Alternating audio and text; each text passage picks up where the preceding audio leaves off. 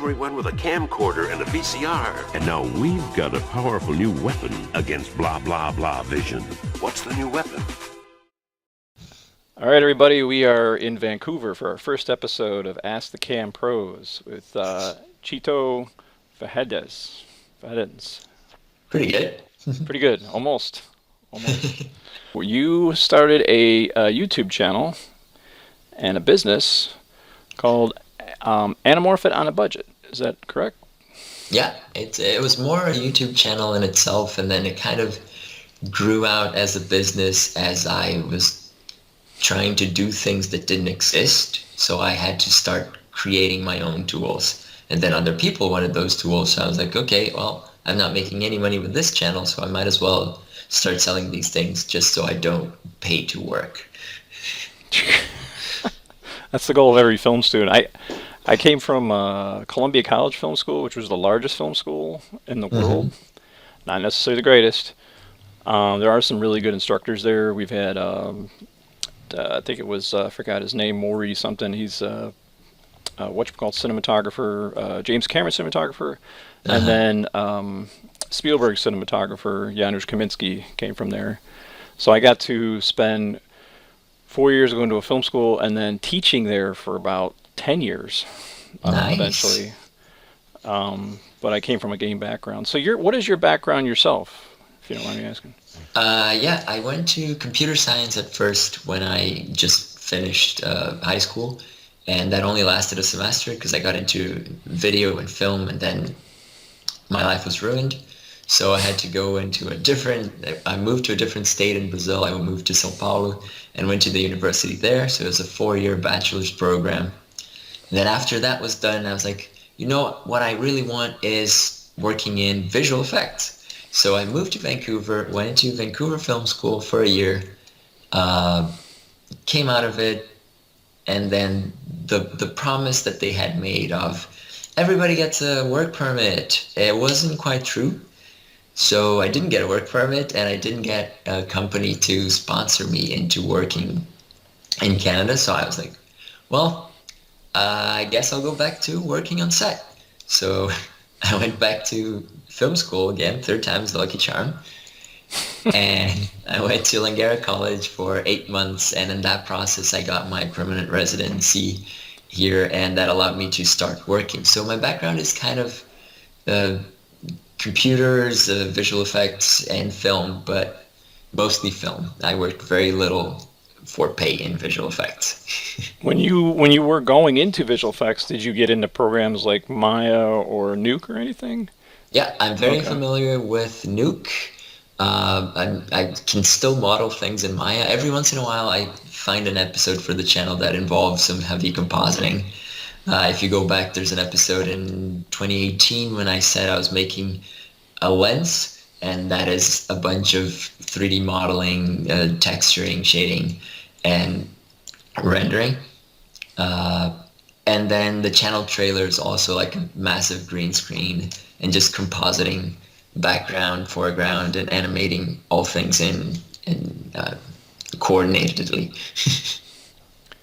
You know, it's there's a lot of channels. There's a lot of channels on YouTube for filmmaking and all that. I've never seen so many in my life, but there are a few where you have the instructor that has such a passion for what they do, and they bring that passion to the audience. And I think you're one of them. Oh, thank you.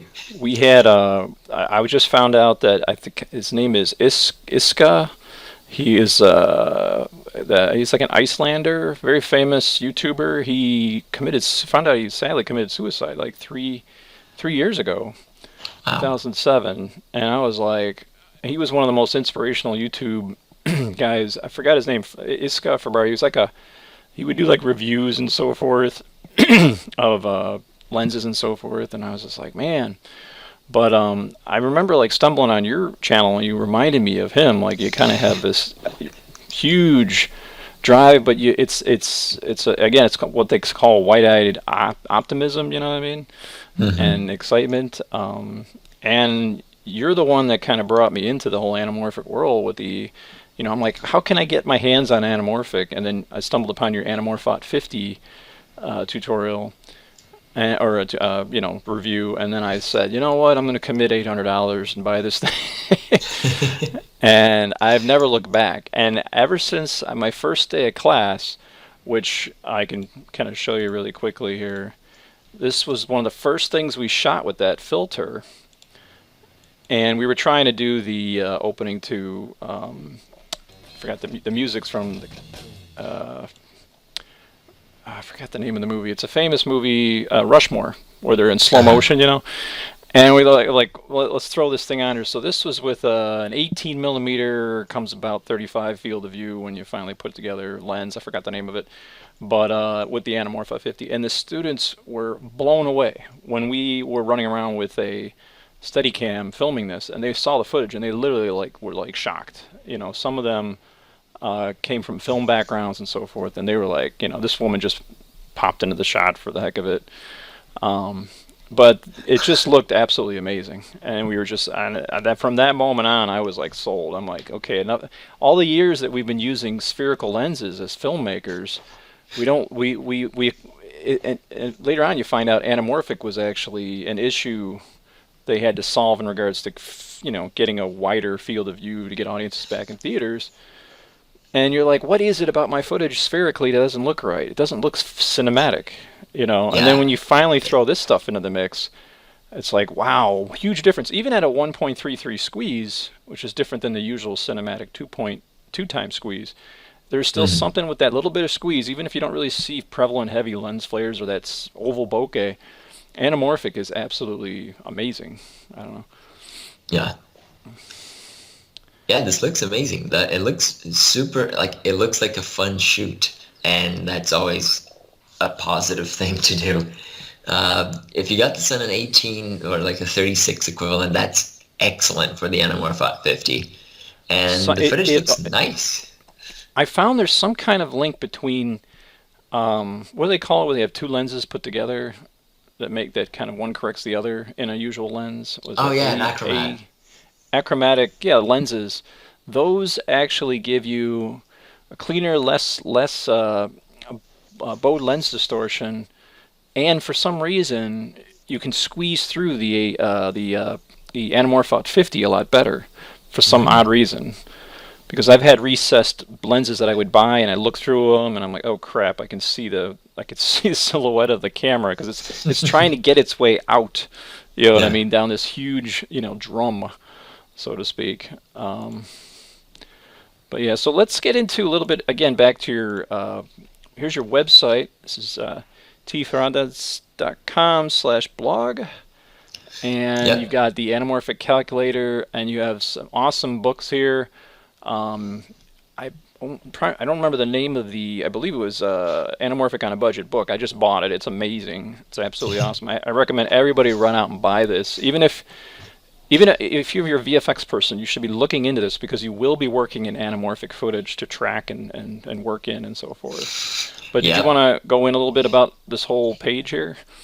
Yeah. So this is the blog. This is where it all started before I even, when I first got into anamorphics, this is the place where I would publish my findings. And that was in Portuguese because the whole anamorphic journey was my graduation program, my graduation project for University of São Paulo. And then in 2015, I started translating it and making it available in English and for free. So if you look for the guide for free, it's still there. But both of the guides in there, the Anamorphic Kit, Till You Make It, and the Anamorphic on a Budget revised and expanded edition, you can use the code VFXforFilmmakers all together for a 25% discount. And the guides have different approaches. The original one is Anamorphic on a Budget, and it takes you from not having a clue of what an anamorphic lens is to what you can achieve with them, the different types, the different way they work, and how to improve your footage and get to almost like a production-ready level. It's more aimed at a film student kind of scenario. The first guide, because that's what I was at the time. But it still applies to a lot of anamorphic adapters these days. And then later on, I figured that anamorphic adapters were still too expensive. Like they were expensive when I started, but they more than doubled prices when I was like doing this frequently. So the lenses that would get good reviews, the price would spike up. And I'm like, that's not fair. So there's got to be a way to create the anamorphic look, even if we're not using anamorphic lenses. So that's when I started to dig into anamorphaking and using like oval inserts inside of spherical lenses, and simulating lens flares either in camera or in post. And I packed it all up into this one guide where you don't need any anamorphic glass to create the look. And it covers multiple lens mods, a bunch of post-production tutorials for optical flares and other flare generators, and how to create your proper aspect ratio and crop marks and all of that. So this is, if you think anamorphic on a budget was still not so much on your budget, with the anamorphic kit guide, you can definitely get going with like $5. For those of people watching, they're like, what's anamorphic? Can you give a brief description of what is anamorphic? So they're kind of like, so we don't put the cart before the horse. Yeah, of course. That makes perfect sense. Anamorphic it basically means distortion, or a change of shape, reshaping. An anamorphic lens distorts the image coming into the camera in only one axis. Traditionally, that's the horizontal axis, so it compresses the footage onto the sensor. What that does is it gives you a wider field of view that you didn't have with your original spherical lens. And the reason it is so relevant and so many people obsessed about anamorphic shooting is anamorphics literally saved Hollywood in the 1950s when TV was going up in popularity and getting to all of the American homes, and the big studios were like, we are going to go broke. So they went after this French guy who invented a strange lens that could expand the field of view when looked through, only in one direction. So Cinerama came around, and it involved shooting with 3 cameras to get a super wide image. But that wasn't very feasible because you needed 3 cameras. Moving the thing was the same as moving a tank, and you would burn through 3 times the negative and all of the editing and syncing, and you needed 3 projectors in perfect synchronization. It was just a big hassle. So Warner went after this French guy named Henri Chrétien, because he invented a lens that could compress a wider field of view onto a narrower film area. And the goal was basically to do what Cinerama was doing without reinventing the wheel, without redesigning film cameras, without redesigning theaters. It was something that you could add to all of your existing equipment, and then your screens would be bigger. And that was the big change. You went from a 4x3 square almost screen to something that would encompass all of your field of view, and the audiences would feel immersed in the picture. Since then, it's been like 70 years of watching films like this, and all or most of big Hollywood productions are shot in anamorphic. So it's a look that when you go to the theaters and you watch like a Marvel movie or an epic, big budget story, you're immersed in this look that you don't really think about, but it has a magic. It's the cinematic is the umbrella term for it. It's like their cinematic color correction, sound design, but in terms of image making, anamorphic is the ultimate cinematic tool. And so it differentiates I think cinema we've just and been. video. Would you say that we're brainwashed into assuming that it's cinematic by its characteristics as opposed to it physically looking characteristically cinematic, or is it just maybe that there's more horizontal capture and wideness than there is vertical, and that lends to this sort of epic sweeping feel to it? So it's a bit of like we feel more immersed. That's a fact. But also, shooting with anamorphic lenses gives the footage a special feel. It's like the debate of film versus digital. And just by going to the movies and watching stories that we relate to and we identify with, and just falling in love with telling stories, we know kind of subconsciously what appeals, what those images, what those stories should look like. And when we see that special look, the anamorphic look, on anything these days, it kind of jumpstarts your brain into thinking that that's going to be an amazing story, an epic, or something that you're going to be immersed in.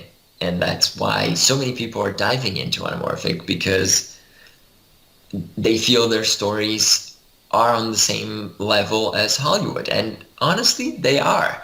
There's so many great stories to be told, and people should be able to achieve the look they want to tell their stories. You know, one thing coming from a film background, film studies, and then teaching at one of the largest film schools in the world is I always tell people, as a teacher, you age, the students don't. But you get to see their attitude change throughout time. And the obsession with gear, and not putting pen to paper drives me nuts. Because it's so easy to write a script. You know what I mean? And I really believe if you're really on a low budget, I can think of 4 people that I know personally within the friends and family of friends, that if I put them in a film or in a short, it would be way worth a lot of the stuff I see. You know what I mean? And I think that's one of the things as independent filmmakers, you know, obviously you can be concerned about gear, get your gear, but don't be obsessed with it, because one thing I've learned over time is limitation creates creativity. Pressure limitation creates creativity. It's not a matter of the other way around, where you got, you know, I got everything, now I can do it. Look at Ridley Scott. You know, to me, he made this terrible atrocity called Alien Covenant, which was nothing. Yeah, I love Ridley Scott, but I love the old Ridley Scott. I love the Ridley Scott who was limited, who had pressure put on him, you know, who was working. Even Anamorphic itself is a limitation. It's an attempt to squeeze, you know, get this in there, get it on there, so that people will stop watching televisions at home and go out and see things in theaters. You know what I mean? And I think I always, when people are obsessed with getting the right camera, the amount of, you know, getting the max amount of f-stops, you know, it's like, now I can make my movie. It's like, no. Think of Dogma 95, way back in the day when they were doing digital camera films, and they were making movies like Tadpole. Those films still had amazing acting, amazing story, because they had a really good, you know, story. They had really competent cinematographers. You know, they weren't limited by what the footage looked like. You know what I mean? They just needed a good story. I don't know. Yeah, and that's actually a funny thing about my experience in the channel, because growing it is a pain. It's so hard to get more people to find Anamorphic, especially because it's not about here's the newest, freshest gear. This is here's what you should buy right now, and go to like B&H or Amazon and buy it. Is like repurposing. Well, it's quickly becoming that, because you're seeing these independent brands like Curio and Vazen. They're all pushing. Everyone's moving towards Anamorphic. So I'm pretty shocked that your YouTube channel, like most things in time, I think is going to very quickly move towards popularity. That's when I see your channel, I think of this one guy. His name's Nathy, and he does VR stuff.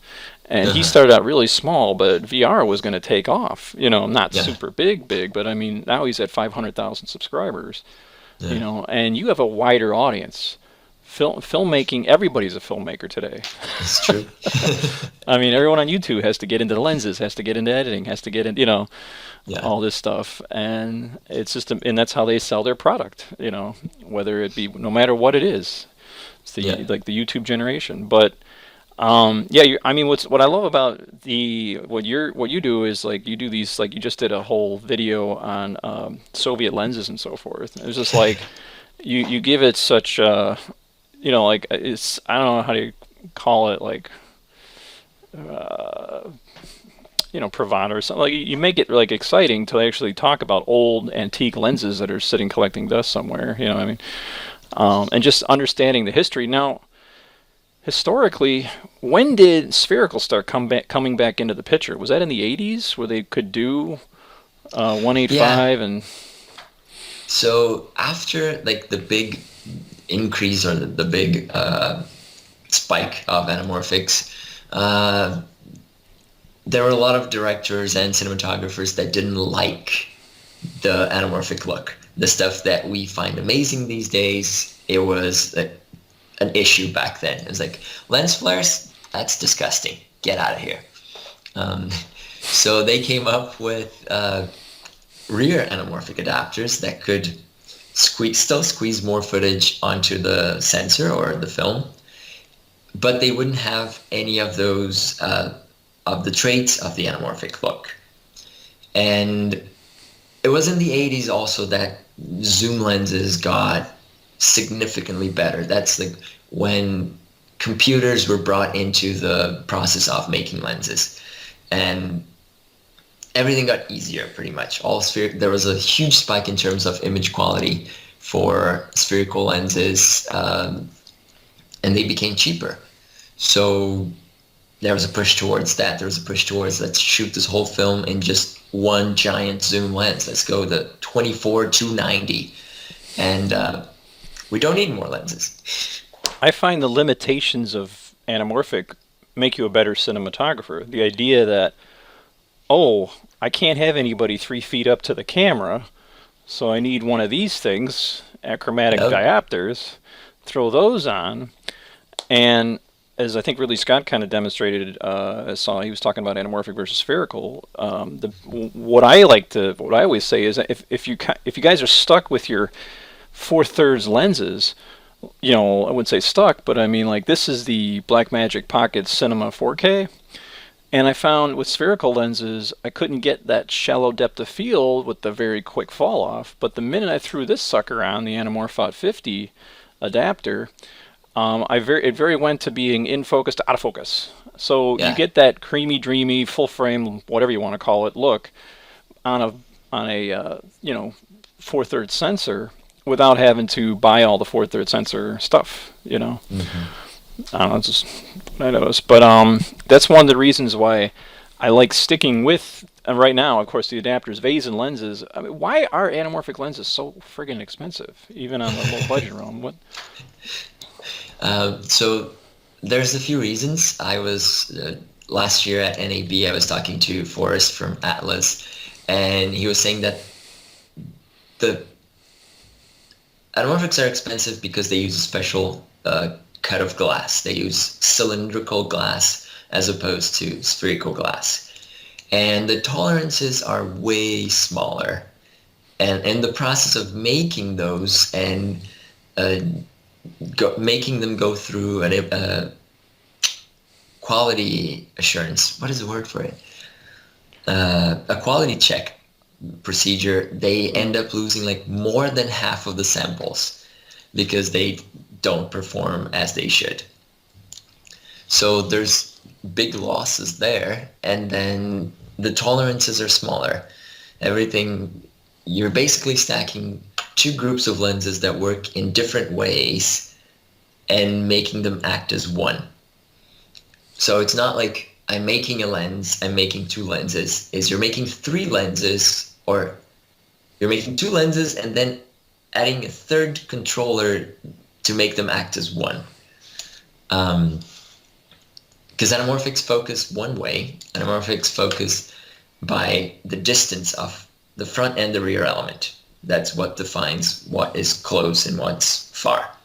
And spherical lenses tend to focus by moving closer or further to the image plane. So what you need to do is have one focus ring that does the moving back and forth, and at the same time it adjusts the distances between the anamorphic blocks. it's quite confusing in itself, Yep. and designing this is a big challenge. It's very complicated to make these lenses act all coordinated, and that quickly becomes very expensive. But recently we've had SLR Magic who started pushing for anamorphics that are affordable. They are still like the most affordable option. And very, very recently, Siri came to play with their 50 millimeters lens that is something that people have always dreamed. Anamorphic shooters, people into anamorphic shooting have always been into and never quite found a product for. So we are seeing a rapidly changing landscape in terms of budget options. And even Atlas at almost 10 grand is still less than a third of the price of Cook or RE. Yeah. So there are still budget options if you consider what kind of budget we're talking about. Do you see a difference in capturing that Hollywood cinematic look between, say, two different variables, one being the 1.33 squeeze for the 16:9 aspect ratio versus the 2 times squeeze of the 4:3 aspect ratio common in film, or in the 4:3 cameras that can do it, like Red or Alexa or the GH5S and so forth. And also, is there a difference in the anamorphic look when using anamorphic lenses when you're dealing with a 4/3 lens versus a full frame lens? The biggest, there are a few differences between 133 and 2x. Your sensor usage area is a key element, and I think your Pocket 4K can actually shoot 4:3 if you look into it. There's a new anamorphic mode in there. Actually, I thought it did, when the upgrade came, and I'm like, woohoo! And what it does is there's the one option is you can shoot spherically, it crops it so you get 70 frames per second, and the other two option is you can see it in anamorphic, but yeah, there's some. It's not the 4/3 though. You can't do the 4/3. I know what you're talking about. I was hoping for that 4/3 aspect ratio, but even that is still cropping. Isn't that just a cheat? It's basically cropping. Yeah, it is. You might as well do that in most post. Cameras, yes, that's an excellent point. Most cameras actually just crop the sides, and people freak out because they don't have an anamorphic mode. So most cameras just do it wrong, and a few outliers do it right by actually increasing the sensor height usage as opposed to how wide it goes. Like the Panasonic anamorphic mode is taller than the regular video 16:9 mode. So it gives you an advantage in terms of field of view that you wouldn't get without shooting anamorphic. I would have bought the GH5S, a little bit more pricier, but I didn't. I wasn't a fan of the inevitable rolling shutter artifact from the squeeze to get that nice 2.0. I would have bought the Anamorphic 2 times, but I'm very happy with the 1.33. Yeah, okay. Some of these I call them film students because they're not filmmakers yet, and they're like, "Yeah, man, I need to have that oval bokeh," and I'm like, I guess. Take it easy. Yeah, it's like there's a little bit of that. I understand what they're saying. They want that look, And I once played a clip from Roger Deakин where he's like, I can't stand, he's like lens flares. That's an artifact in front of the camera. It shouldn't even be there. And he's all about spherical lenses. If you look at his history, of his portfolio, it's like that's interesting. But again, it was Easy Rider, I think, that first started introducing forcibly putting in lens flares, because before that it was a mistake. They tell you to go back and fix that. Don't put a lens flare in your that's an optical artifact in front of you. Yeah. Then it became an artistic. To the equipment. What's your opinion about all this intense amount of film students that are all over the planet now? I mean, is it like I mean, is it just like, is there just too many filmmakers out there now, or or is that a good thing? I wouldn't say I wouldn't say there's too many filmmakers out there. Like, no number is too many. There's always stories to be told. What I think we need to see is there's a common type of story that has been told through the times, and what forward is seeing different stories from different perspectives, from different places. And the affordability of the equipment is, oh, did we lag again? Oh, no, No, you're fine. The affordability of the equipment makes a big difference for like allowing people to tell their stories. So I don't think there's too many filmmakers. There's definitely too many bad stories. Yeah, that's true. You're the wide-eyed optimist, and I'm the squinty-eyed pessimist. When it comes to I don't, because there's a lot of the beauty is we didn't. I'm 42 years old, and what's really weird is in all those years back when we were cutting together actual film back in film school. 16 millimeter. We never got our hands on 35 millimeter. There was no YouTube channel showing us this, and that. You know what I mean? Only the rich, privileged film students got their hands on 35, and they were in the master's program. And I remember the film school actually luring us on, like, you'll get to work on this film. I'm like, yeah, we got 16 millimeter, and for one semester we got to use color film. We're still living in, 1940s. With slicing and cutting our fingers and all this.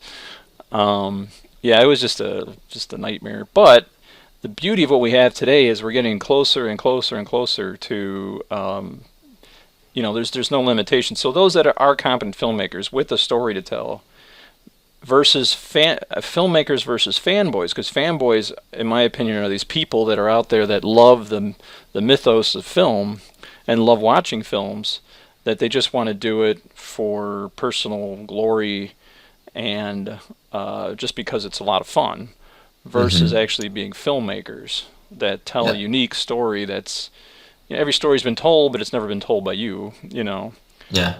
And I don't know. Plus, I believe we live in a generation of people that haven't really suffered much. I don't know how many movies they're going to have on COVID, by the time this is over. But with that said, yeah, like I said, that's my rant as far as that. But one thing, again, I'm going back to Anamorphic here, is this has really re-triggered a lot of people's love for cinema, but it takes a lot of work. It's not something that's just like this. It really gives you a discipline, like, okay, I can't have the actor 3 feet from camera. The focus has to be very careful. I have to work in really good optics or else it's going to be soft, and I have to really organize all this in order to and it pulls you back to the limitation of not being all about having a fancy gimbal and running around and filming things in Michael Bay style, but actually concentrating on making a really good film that's really about the actors and the story. Yep. Yeah, I agree. I very much agree with your rant. It was realizing that made me step more into the channel, into teaching people how to use this on their stories and get access to this information, because I realized I don't like directing. Like, I don't have any stories that I'm like, I have to tell this. There are more important stories to tell than the ones that I'm worried about. So I'm going to make mine like lens tests and not go try to be oh my God, he's a great filmmaker. Like, that's my take on directing these days. I like shooting, DPing, or like I like the cinematography aspect of it, but it's mostly because it's fun. I don't have any big aspirations. I'm in the process of, I'm still waiting on that lens. It's been 3 months since I applied that lens through your 77 millimeter tutorial. It's probably somewhere in here in the midst of all these great videos, but Tito has a tutorial on making a $20 77 millimeter achromatic diopter. And for those people don't know, maybe you can help explain what is this introduction, because everyone's like, I just need a lens, right? No, there's these things that you put on the front of the lens called achromatic diopters, and maybe you can give it a kind of explanation of what that is and why it's needed. So basically, anamorphics suck for close focus. It's hard to get good performance, and you have a lot of compromise in terms of image quality. So you need auxiliary lenses to help with that. And those lenses are just regular diopters, and a lot of people just call them close-up filters, although they're not filters. And diopters are the same as like reading glasses for your eyes, except for the camera. And what they do is they limit your focus distance to where infinity is. So infinity on your lens is no longer at infinity. Depending on the power of this diopter, of this filter, infinity can be a meter away, or like 3 feet, or 6 feet. And that creates shots that are much more realistic, because otherwise, if you're trying to focus on an actor 3 feet away from you with an anamorphic lens or adapter like the Anamorphic, you get really mushy images when you actually get something that looks in focus. But when you put a diopter, your focus on the lens is actually closer to infinity. So you get better performance, you get cleaner focus, and a lot of the aberrations just kind of push back. They're like not as visible. So diopters are a key piece of gear in achieving a better look in terms of performance for anamorphic lenses. And sure, diopters are cheap, but the issue is they're so cheap that they suffer some compromises in terms of image quality as well. So when you look at the edges of a shot using diopters, you can see some smearing, some blurring, some extended loss of image quality. And that's where achromatic diopters come to play. They're very special pieces of glass where you put two lenses together, lenses as in pieces of glass, and one corrects the artifacts of the other one. So what that does is it gives you a much cleaner image compared to a non-achromatic diopter, to just one piece of glass. The problem is they're so special and so hard to come by, and so few people need them that they are incredibly expensive. A low-power achromat that allows you to focus 6 feet away or 10 feet away tends to go for like $300 or $400. And I mean, if you paid $400 on your anamorphic adapter, you're not going to be willing to pay $400 more just for a filter that sits in front of it. So you're like, what's the point of this? So I made this tutorial, which is actually inspired by Lucas Pfaff, who's a great YouTuber from Germany. He's also onto like making things, and he also shoots anamorphic. He provided me with all the information for making this. He's like, oh yeah, you can buy this from here, and this is the build, and this is the pieces that you need. But I don't think I'm going to be making a video on it. So I jumped on it because it's groundbreaking. You go from a thing that costs $400 to making it cost $20. Yep. And that's what I was pushing for. I was just, here's some information on how to save a lot of money and hold on to your image quality. I took the, it was literally the beginning of the outbreak in March, mid-March, that I ordered the AliExpress, the lens itself to come in. I still have the 2 filters ready to go and the 3D print my friend printed. But we're still waiting on that thing. It's been 3 months, and it's still on a slow boat from China. Yeah, that must be a very slow one. Maybe try contacting the seller and saying, hey, didn't get here. Well, I have till the end of July before I can even constitute an argument. But I think it's on the way. You can see it tracked. It's coming through. But this is a shot that I was shooting with actually a Lumix G. I have it right here, but I won't show it to you. It's a 12 to 35. It's the common lens everybody that buys the Blackmagic with. They buy the Lumix, the Panasonic Lumix 12 to 35G, really tack sharp lens, but it's a zoom lens. That's when I started noticing with anamorphots, when you put the anamorphic adapters in front of them, you start to get that vignette from so much length of the drum, of the actual lens, of everything trying to get through. And then I didn't shoot this with any anamorphot. I'm sorry, with any actual achromatic diopter, assuming it'll be fine. You can see the double vision in his eyes, and you can definitely tell something was up. I was like, actually, it's more prevalent. This was just a goofy movie I threw together because I'm like, I want to test this out. We actually shot it spherically and anamorphically, just to see the difference. This is one of my students from Columbia, and he was blown away by the look of it. He was a film student. And he was just like, oh my gosh, that's incredible. Like, just the look of it. But one thing, later on, I use a 100 millimeter, I think it is. Let's see if I can get to it. Yeah, this was with the fifth. This was with the. These each had different contrasts too, I noticed. But you get this nice. Even when you get close, it gets really tricky. Yeah. Like here. I love the quick fall off of the depth of field, even for a 4/3 sensor. Let's see if I could find the shot here. This is where I switch over to this lens. There it is. There we go. And you can start to see, I had to add some sharpening. I always notice when you're doing anamorphic, it's like just sneaking in a little bit of sharpening, but not too much seems to be a good thing to pull off. But this was a Pentax 50 millimeter. A Japanese lens, and then I used a dummy to have it go from PK to micro four thirds Pentax, and this had no anamorphic and achromatic diopter or whatever, and I noticed I could not get away from that double vision, and sharpening helped it a little bit, but I was like, crap, I need that 1.33 and that.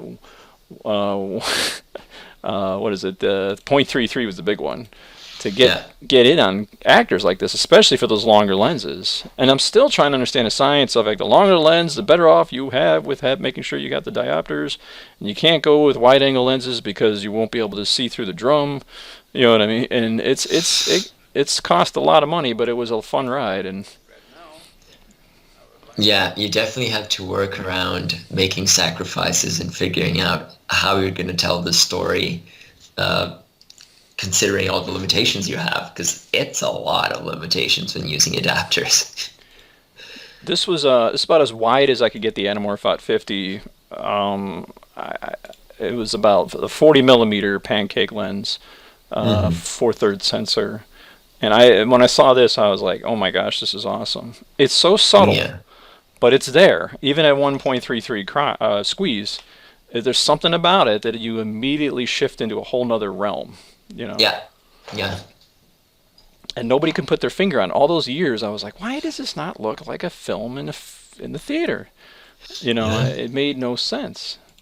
Yeah, because we're trained for it. We go to the theaters, we see something, we get to our cameras, and it's a totally different game. So.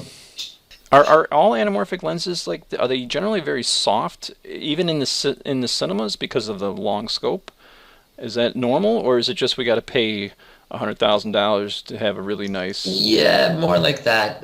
There's the master anamorphics are so clean that I know a bunch of people that don't like shooting with them because it's like, why? Am I just doing anamorphic for the ovos? But they do get better, especially around the edges as you go up in budget. Yeah, definitely at nighttime you start to see, depending on if you get very long. That's why pancakes are really great for this. That's one thing I learned, hard lesson afterwards. I'm like, I'll just buy and I was buying receded optic lenses, and I'm like, oh, for crying out loud. Spent all that money, and I still had to see that dumb ring, Yeah. Well, what you can do with if you have a bunch of lenses that it's just not getting used, you can hack into them and put oval inserts in there, just so you can cheat oval bokeh, and that actually works well for 1.33 adapters, because if you put an insert, you get the oval bokeh that people just argue that 1.33 lenses don't have. So no one can tell what you're using to shoot, because you're basically making all of your setup on your own. And I made the mistake of buying the front filter by that one company you once mentioned. Mid-Atlantic. Yeah, Mid-Atlantic. Yeah. And I was like, this will do it. And I'm like, what is this? And then I started seeing your tutorials. I'm like, no, you put that little oval like thing in the inside. Yeah. Now I had the VFX. We call him the VFX Godfather himself. Today, we can simulate any film stock, any lens model, any lighting model you want, and then consider also, so in other words, you don't have to shoot it with an anamorphic. We can give it an anamorphic treatment in post now. Is that necessarily true? You can get maybe the oval bokeh, but can you get that compressed look? Like I always say, everybody looks kind of like they sort of look like a dwarf or something slightly, because you're capturing more information longitudinally, if that's a word, and then you're squeezing it down. You're getting, like, if you're shooting 25 across and 50 millimeter up and down. Am I wrong about that? And can you go out with a spherical lens, film it, and have it look exactly like an anamorphic lens? It wouldn't be exactly, and also the time drain that would be is not worth it. Exactly. Like, focus would need depth maps, and you need to roto your actor, so you only apply the D-stretch, this elongated oval bokeh to the highlights, and then you're better off shooting everything in focus and defocusing it all in post, and then adding all of the grime on the edges, adding to some extent gradual blurs, chromatic aberration, adding flares, tracking it in. It's like, I've done it, but was it worth it? No! So I would say the best solution is maybe shoot through an adapter if you're broke, and then use that lens, that, what do you call it? You actually sell them, I believe, right? The little circles with the oval? Yeah, they're oval inserts. Oval inserts. And I have them for all the lenses that I've modded so far. So that's a bunch of Russian lenses, the most common Russian lenses. I modified a full Rokinon Samyang set, which is 14, 24, 35, 50, 85, and 135, all with those ovals, and they work great. And I also modified contact lenses. So if you're like, I want something new, Rokinon. I want something old, Russian. I want something not so old, contacts. And sometimes people get in touch with me to modify a specific lens. I recently had a guy in the States asking to modify a Tokina 2870 2.8, which is a crazy good zoom based on an Ingenue design. And it's like, I really want to do this, but I have no idea. I disassembled the lens. What do I do now? So I walked him through getting the measurements, and then we designed the oval together. He wanted something more towards 1.6 as opposed to 2 times. And then I got that laser cut and shipped off to him, and he was so happy with the results. He sent me a clip like the day after the disc arrived, and he's like, this is amazing. And he got excellent shots, and I haven't modded a zoom lens myself, so I got to follow his lead on this. I might hit you up and order some of those, because that's the one thing that's lacking, and yet you put it together so simply with this little insert. It's like everyone's like, well, I got the 1.33 squeeze, but I want that oval bokeh, and it's like, don't invest in a whole nother system. Just throw one of these inserts in, Yeah. And now, how much of a loss of light is there when you do that sort of thing? When you're stopping down to 1.5 is one stop, and then when you're doing a 2x oval, it's about 2 stops. The disc is not entirely black, so sunlight still goes through, and based on my empirical experiments, I get 1 1/3 stops of light with a 2 times oval. Well, with that said, if you guys, I think we'll probably end the interview here. I'm sure we might have you back on again. There's so much to discuss, and a lot of this stuff that's going over a lot of people's heads in the VFX realm. If there's one thing I will ask from my audience, and I have a really awesome, faithful audience, go to his channel and please subscribe. Please. You will find this beneficial as a VFX artist, because you will be working in not just anamorphic 3D tracking, but you will be also having to replicate the artifacts of anamorphic. The lens flares, the bokeh, all that is the stuff I've been going through in my recent training. And just to ground yourself in reality, aka reference, is what a good VFX artist will do. And I highly recommend everybody just check this channel out. It's a lot of fun. Even if there's stuff on here that I wouldn't necessarily follow, but it's a lot of fun to get into it, because it keeps me refreshed and keeps my feet still grounded in the real world, of shooting real film, because that's everything you hear. Again, anything in regards to VFX, it's all grounded in reality, going back to the reality, figuring out how to replicate the lens flares, depending on what camera it is and all that. Is one thing that you do as a VFX artist. So please, gang, check out this right here. And you also mentioned your book has a discount code? Yes. So it's 25% off with the code VFXforFilmmakers. Just put it at the checkout, and it's going to show up for both guides. Again, awesome books. I'm going to buy your other book soon. I've just been you got so much information in the other one. I'm like, do you sell a hard copy version of that? I would love a hard copy version. I have not made a hard copy version yet. I struggle with the logistics of it for a little bit. Some people send me suggestions of how to get it printed and distributed without having to actually do it myself.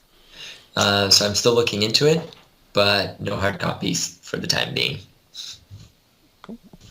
Well, thanks for coming on, and again, best of luck to you through this whole crazy crisis. Hopefully we'll be back out filming again. Yes. And yeah, that's pretty much it. Do you have anything you want to say before we take off? It's been a pleasure, and I think we should collaborate more. I want to explore more of the post-production aspect of shooting scope, and I definitely don't have enough people around me with that kind of expertise. So let's do that. Sounds like a plan. We'll do it. All right, take it easy, sir. So this is your Performa. Yep, that's it. How many megs of RAM, Carmine? 8. I knew you were a power user. Yeah.